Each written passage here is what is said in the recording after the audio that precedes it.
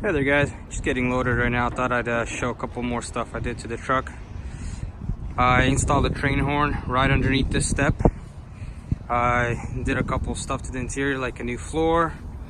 It's a laminate vinyl flooring all the way from the front to the back, just the cab for now. I did all the full gauges in this truck. Basically there was just missing these two gauges right here. I added it. The gauge I added was a suspension load gauge and a trailer air gauge.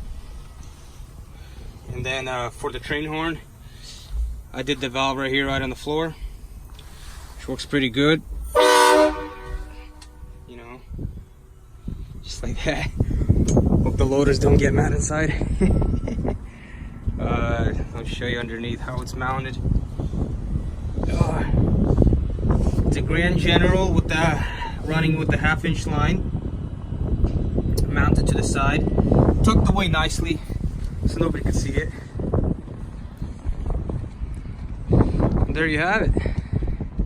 I'll be doing a couple more stuff. I'll be posting a video later. Won't be going into details right now, but if you like, subscribe, comment. Thanks for watching.